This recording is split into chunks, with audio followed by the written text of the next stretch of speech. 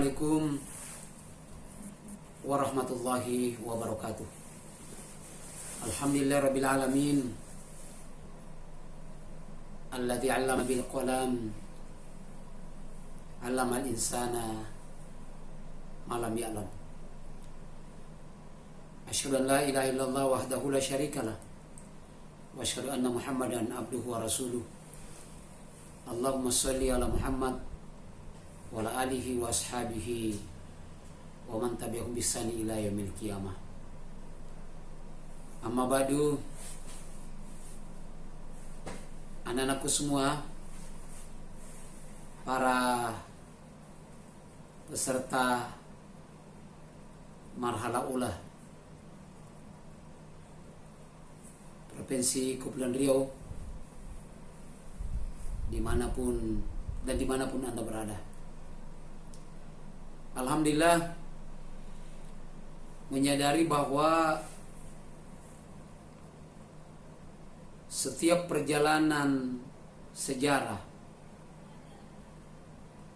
atau keberhasilan sebuah negeri itu amat ditentukan bagaimana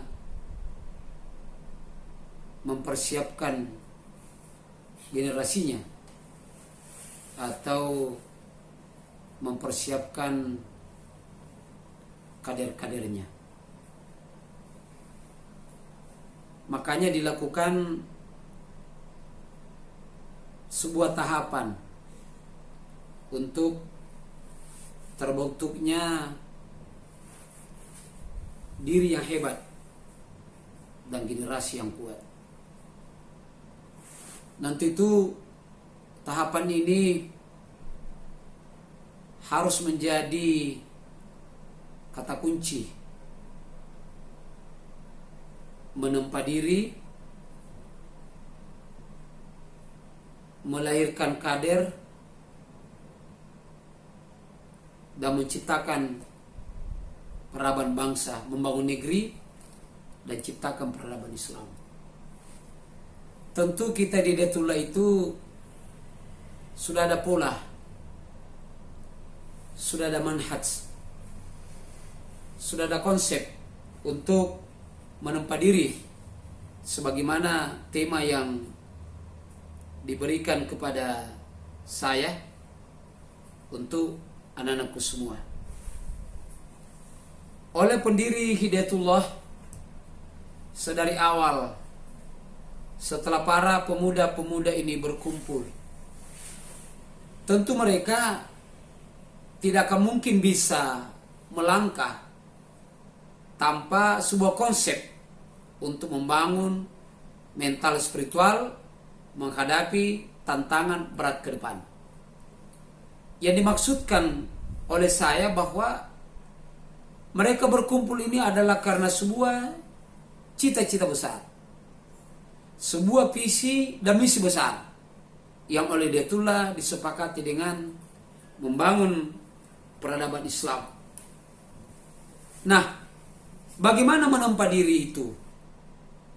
Kita sudah punya tahapan yang disebut dengan prawahyu. Prawahyu itu adalah tahapan di mana kita akan menuju dan memegang sebuah konsep untuk menjadi kekuatan di dalam menggerakkan umat ini. Maka ada disebut dengan prawahyu yang disebut dengan fase keyatiman. Ada apa di balik energi fase keyatiman ini?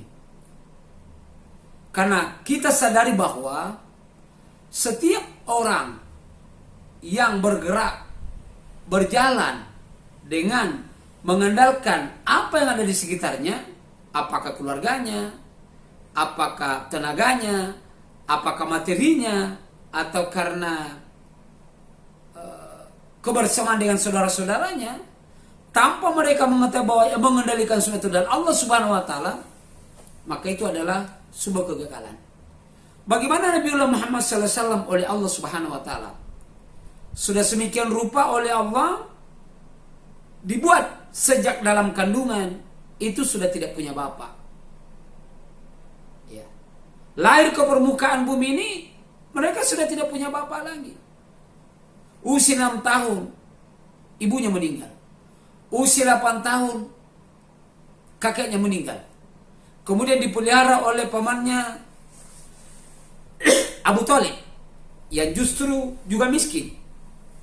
Maka saya akan mengatakan di sini bahwa seolah-olah Allah Subhanahu wa taala mengatakan bahwa tidak ada tempat pelarian yang paling hebat dan paling dahsyat di dalam mengatasi persoalan apa saja kecuali berlari kepadaku.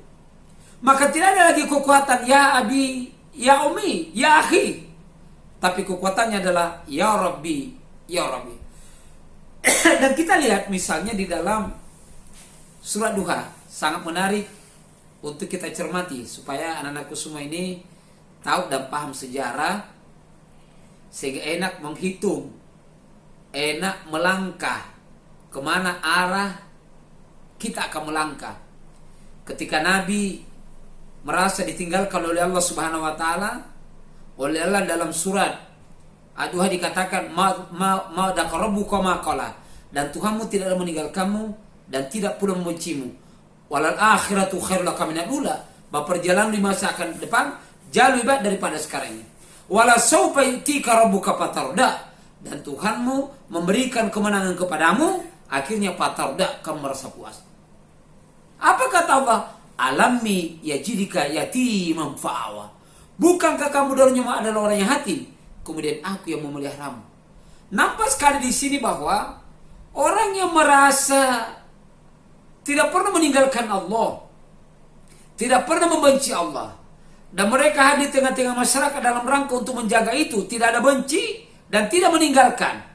Sehingga ketika kita menghadapi masalah, ya betul, bahwa apa yang saya rasakan sekarang ini tak lepas bahwa saya merasa dipelihara oleh Allah. Ingat, Anda dipelihara bukan karena ilmumu yang tinggi, Anda dipelihara bukan karena hartamu yang banyak, Anda dipelihara bukan karena banyak kawanmu atau kolegamu, tapi Anda dipelihara karena Anda tidak pernah membenci dan tidak pernah meninggalkan sesuatu yang namanya kebaikan.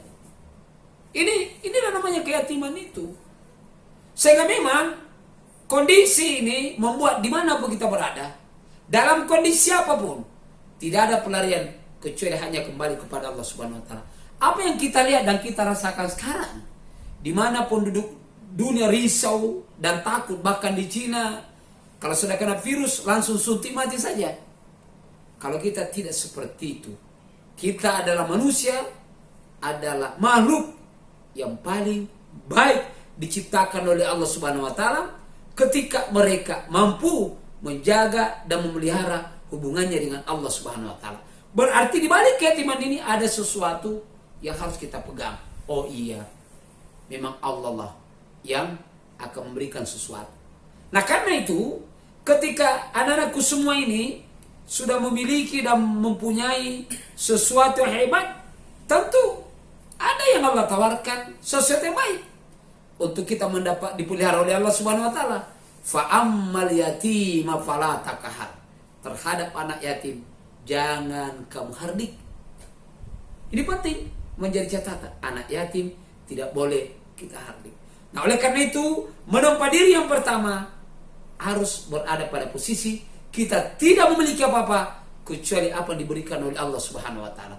Ini tidak punya, ini tidak punya, sehingga kita merasa yatim. Iya ya Allah, Engkau akan memberikan sesuatu yang terbaik bagiku. Itu yang pertama. Kemudian yang kedua, bahwa menempa diri dengan terbiasa aktif di lapangan sebagai nama Nabi menjadi seorang penggembala kambing. Kan nampak kalau menggembala itu artinya kita jauh dari kebisingan kota atau kebisingan masyarakat yang bergerak berdasarkan kepentingannya masing-masing. Tapi kalau dia menggembala kambing, teruji keberanian, teruji tanggung jawab, teruji keikhlasan, teruji kesabaran. Karena menghadapi kambing ini tentu berbeda dengan menghadapi binatang-binatang lainnya. Bahwa bagaimanapun orang takut dengan harimau, tapi ada sirkus main harimau. Bagaimanapun orang mengatakan ular kobra itu mematikan, tapi orang India dengan seruling ular bisa diajak goyang-goyang. Ya, bagaimanapun namanya kuda bisa diajak main. Monyet aja yang memang suka main-main ternyata bisa dimaini oleh yang di depan ini, oleh tuan-tuan ini. Hah? Ngajar joget-joget monyet bisa. Hah? Bebek dikeluarkan 1 ekor ikut semua, tapi kambing coba. Ada nggak yang sama kambing itu? Nggak ada, ditarik mundur, dorong mundur juga. Coba lihat. Maka kambing hanya bisa ikut kalau ditarik telinganya. Maka sekali-kali adik-adik ditarik telinganya kayak ini nih, kalian ini. Kalau dia tidak mau ya tarik aja telinganya. Artinya kan menggembala kambing itu menciptakan sikap mental. Yang menarik di situ bahwa adalah institusi kepemimpinan sesungguhnya berada pada menggembala kambing. Nabi Musa, berapa tahun Nabi Musa itu untuk mendapatkan istri? Menggembala kambing untuk mendapatkan istri bertahun-tahun, puluhan tahun. Artinya memang adik-adik ini harus diberi tanggung jawab, ya kan? Kantor bersih, ya sebenarnya lengkaplah. Kambing-kambing yang susah diatur itu, kertas-kertas, ya, file-file, nggak tahu di mana perginya. Nah, terus teman-teman ini yang kerja di kantor yang masih muda-muda ini, ya, yang susah, itu ini diarahkan itu, bandelnya ndak kutulungan, disuruh pakai kaos kaki, ndak pakai, ya memang kambing begitu, kambing ndak pakai kaos kaki memang begitu kan. Nah kita melatih diri itu, melatih diri hal yang seperti itu. Itulah menggembala kambing. Nah karenanya menggembala kambing ini artinya kita memahami karakter manusia, tidak ada yang sama. Maka dituntut dalam menggembala kambing adalah tanggung jawab dan kesabaran. Kalau kita sudah bertanggung jawab anakku dan sabar, ya persoalan rezeki itu kan mudah. Tidak banyak yang kalau menggembala kambing, tapi kalau kita menggembala kambing 1 tahun dikasih 5 ekor, lumayan kan kita besarkan. Akhirnya kita mendapatkan penggembala kambing lagi. Seperti saya punya kambing banyak. Anda besar, sudah menikah anakmu, kau gembala kambing, dibagi aja. Ada perempuan gembala kambing betina, laki-laki gembala kambing laki-laki yang jantan. Tidak sulit kan? Tidak sulit, apalagi anakmu dilihat, waduh, masya Allah. Nah, itu terlatih di sana. Itu yang kedua. Kemudian yang ketiga adalah Nabi itu harus menjadi pedagang. Nah, ini kan memang harus dilatih diri bahwa pusatnya setan itu kan di pasar, ya. Pusatnya setan itu di pasar. Karenanya oleh sunnah Rasul itu masuk pasar pun harus baca wirid seperti la ilaha illallah wahdahu la syarikalah lahul mulku walahul hamdu yuhyi wa yumiit wa huwa ala kulli syai'in qadir. Lambat masuk cepat keluar. Tapi kalau ini kan tidak. Belum dibuka pasar depan pintu, kedua pintu itu sudah nunggu. Orang pula masih merokok saja di situ. Wah, ini kan berbahaya. Kenapa? Untuk menguasai strategi perjuangan, strategi dakwah di pasar. Anda akan temukan banyak nggak orang jujur di pasar itu. Dan itu ya kalau dikatakan tadi markasnya setan, ya betul-betul juga. Tanya berapa harga? Oh kemarin ini saya kemarin hanya beli 5.000, padahal belum pernah ke sana. Nah ini kan banyak begini nih. Bagaimana ini? Jadi yang dituntut dalam berdagang itu kejujuran dan kemampuan memanage, mengelola. Kenapa Nabi itu ketika membawa dagang itu sampai awal mengikuti, ya nggak ada panas karena tanggung jawab. Kemudian beliau kan bersih, suci. Berdagangnya bukan karena ingin merap keuntungan. Kalau Anda ini belum berdagang sudah mencari untung. Kalau perlu ustaz mau kau jual. Ini banyak begini nih, depan ini. Nah, siapa ada ustaz itu saya jual itu. Kalau rumahnya tidak bisa, orangnya kita jual. Ini kan bahaya, nggak boleh. Ustaznya dijual begitu. Nah itu di berdagang itu. Jadi kemampuan memanage orang, memanage keuangan, dan juga kejujuran. Karena setiap manajemen hebat itu dituntut oleh kejujuran. Kalau anak secara jujur ya di mana-mana kepada orang tua, kepada kaum, kepada sahabat. Apalagi insya Allah setelah selesai ini kuliah di Hidayatullah saja apakah di Mumtaz, Hidayatul Batam atau institut untuk melanjutkan supaya mental Anda itu tertempa sebagaimana mestinya. Kemudian adalah beliau berkhadijah. Kenapa harus berkhadijah? Karena ternyata memang melihat orang itu mujahid atau tidak ya dalam keluarga, tapi Anda kan jangan dosa dulu, ini kan baru tamat SMA, ini usianya 17 tahun sudah minta nikah. Ya tunggu dulu lah. Tungguin, apalagi kecil-kecil badanmu kayak begini nih, korengan, krekukan begini nih. Diteruji dulu, kuliah dulu, selesai kuliah. Ini hanya kecil, kurus, krekukan, korengan. Sudah minta nikah lebih cepat. Udah tunggu aja dulu. Sarjana dulu, teruji tanggung jawabnya dulu. Baru menikah. Dan menarik di situ, Nabi menikah dengan Khadijah. Padahal Khadijah kan sudah berusia 40 tahun dan sudah dua kali menjanda. Tapi kan berbeda dengan janda-janda yang ada di negeri kita kan. Ini janda ya, seorang bangsawan, seorang pengusaha sukses juga. Tapi ternyata memang keluarga itu amat menentukan orang berhasil atau tidak. Dan subhanallah akbar, kita lihat bahwa Nabi walaupun menikah dengan Khadijah, ya disebut Khadijah 40 tahun, tapi anaknya paling banyak, ada 6 anaknya itu Siti Khadijah. Dan Nabi tidak menikah lagi sebelum Siti Khadijah meninggal. Ada apa di balik itu? Bahwa memang seorang pejuang itu akan didukung oleh keluarganya. Nah dari 4 proses ini, sebelum bergairah ada 3 sifat harus menonjol pada diri anak-anakku semua ini. Ya kalau itu misalnya tidak menonjol pada diri kita tidak bisa memikul beban, tidak bisa memikul beban dengan baik. Apa itu? Inilah rahasianya, itu resepnya ini. Ya, dan itulah mujizatnya karakter ada pada diri Nabi. Yang pertama itu bahwa 4 proses itu melahirkan 3 sifat. Sifat yang pertama itu adalah hilangnya perasaan tawa, yaitu merasa hebat dari orang lain. Kita yang gini nih kan yang dituntut itu adalah bagaimana kita saling menghargai kemampuan dan saling memanage kekurangan. Artinya kekurangan bisa menjadi kekuatan kalau di-manage.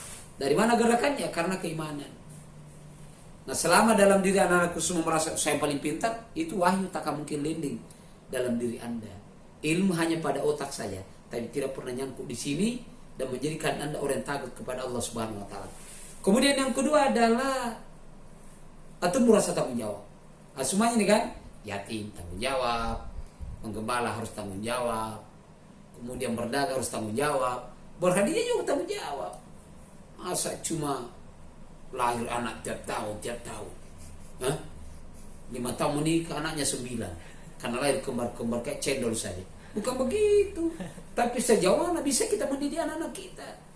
Ini tidak, anaknya lahir serahkan istri, boleh berikan tersembunyi di situ. Main game di bawah kursi. Ya Allah, ya Allah.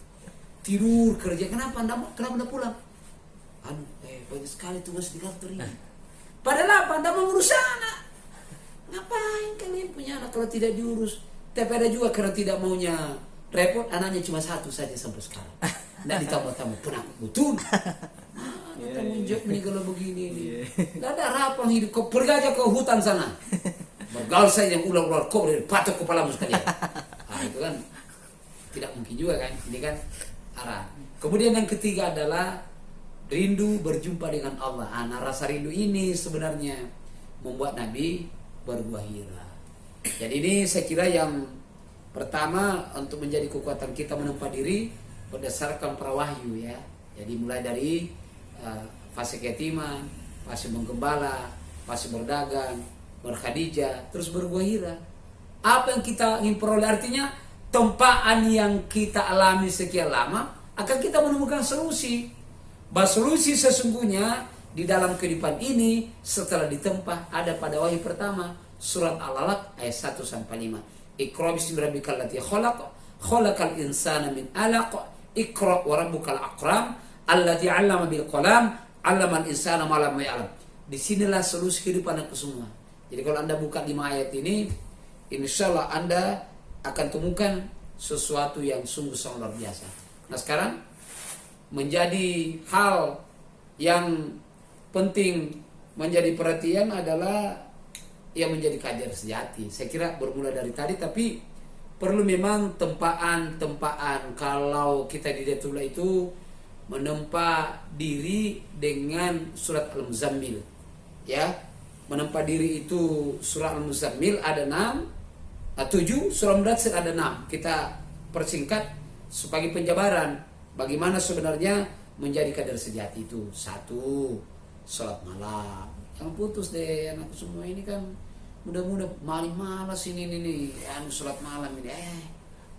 Dia witir ketika sudah azan sholat subuh. Mana ada witir begitu? Tidur lagi gimana? Kalian ini. Itu penjamin kekuatan tidur di masjid, tidur, sholat tidur, berdoa tidur, makan tidur, naik motor tidur. Apa diharap dari kalau begitu? Sholat malam itu. Kalau mau jadi kader sejati, rajin sholat malam anakku semua. Tapi ini bukan pekerjaan ringan, tapi rasakan pengalaman, insya Allah. Ini jawaban. Itu kader sejati. Namanya kader kan harus lebih dari orang lain. Kalau sama dengan orang lain itu apa? Kedua, baca Quran. Nah ini penting ini. Waratil Quran tartila. Baca Quran. Paling tidak, ya 1 hari 3 juz. Siap dah 3 juz 1 hari ini. Mana bisa 3 juz buka api terus gini. Api dulu. Facebook, Telegram, kilogram, Instagram. Lama-lama kok kilo juga kalau begini nih caranya. Udah apa ini kalau begini? Baca Quran. Kalau bapak ini target 10 juz 1 hari. 10 juz. Kalau lebih, itu lebih, alhamdulillah. Setelah itu 4 tentu baca Quran, ya. 3, rajin zikir dong. Zikir, ya. Bukan bapak larang pegang HP, tapi kok itu ya Allah, ada tamu HP terus, minta HP terus, naik motor, jawab HP, masuk pari lah motormu itu, matilah kau, nggak boleh begitu, harus ya zikir. Kemudian tabatul, artinya kita ini insya Allah sebagai orang diharapkan mengawal umat ke depan, itu harus terbiasa beruzlah, bertabatul tiap malam. 10 menit, 20 menit berkonsentrasi untuk kemajuan umat ini. Itu. Ya. Kemudian selanjutnya adalah kelima, patahis wakila, bertawakal. Bekerja maksimal, hasilnya serahkan pada Allah Subhanahu wa taala. Itu kader sejati ya. Kemudian yang keenam adalah wasbir ala ma sabar, ya. Kita menghadapi persoalan apapun, sabar tentu yang terukur. Ya sabar itu nggak boleh diam, anakku semua harus wajib mencari jawaban ini. Virus corona apa jawabannya? Ada. Nggak sulit menjawab corona ini. Tinggalkan maksiat, makan yang halal untuk thayyibah. Jangan sembarang makan, kelelawar dimakan. Ya Allah ya Rabbi. Tikus dimakan, lipan kalajengking dimakan, monyet dimakan. Gimana ini kalau Anda makan kelelawar? Gimana ini? Mengecewakan sekali ini, banyaknya makanan enak, halal, thayyibah lagi. Kau makan monyet, kau makan kelabang, makan lipat, makan kecoa. Wah, itu yang merusak itu. Makanya ini berawal orang bilang di Wuhan itu karena mereka makan kelelawar. Ya Allah, ya. Itulah hebatnya Islam ya, makan halal dan thayyibah juga. Itu perlu, jadi sabar. Kemudian ini hijrah, ya. Kan sekarang ini Allah buktikan ketika orang mengatakan bahwa pakai cadar itu radikal. Sekarang kan Allah buktikan semua orang kan pakai cadar semua ini. Kita punya istri yang punya cadar ini kan tidak perlu lagi ini. Coba deh kalau kayak begini nih, macam-macam model-model cadar sekarang, ada kayak macam hantu, kayak Spiderman, macam-macam ini. Biasa aja lagi. Ada pakai celana dalamnya lagi, ya Allah ya, macam-macam ini. pakai BH lagi. Nah, sehingga mereka itu makan pakai masker begitu. Ya Allah. Nah, ini anak ya. Jadi kita ini perlu hijrah, harus merubah diri dari tidak baik menjadi baik. Nah, saya kira begitu anakku ya. Insya Allah kalau ada waktu akan kita sambung tergantung panitia mau materi apa lagi. Sebenarnya masih ada kita lagi nih ya, masalah bangun negeri, terus untuk menuju peradaban Islam, masih dua hal penting. Nah, karena waktu panitia anakku insya Allah di marhala ula ini Anda telah betul karena Anda sekarang di masa-masa mencari jati diri, dan insya Allah Anda akan temukan jati diri Anda kalau Anda tempat dengan para wahyu ini, insya Allah. Dan ini akan menjadi kekuatan. Saya kira itu dari Bapak. Selamat. Insya Allah ini menjelang buka puasa. Menjelang Ramadan. Tentu mental ini harus dipersiapkan. Dan buat tuan-tuan yang ada di depan ini, nah, jangan hanya mampu videokan tapi tidak bisa melaksanakan. Yes, mau apa kalian? Harus melaksanakan ini. Supaya kita meraih kemenangan, menentukan arah jarum jam perjalanan Islam, dan kejayaan Islam akan kita capai. Allahu Akbar. Allahu Akbar. Allahu Akbar. Allahu Akbar. Allahu Akbar. Allahu Akbar. Assalamualaikum warahmatullahi wabarakatuh. Waalaikumsalam warahmatullahi wabarakatuh.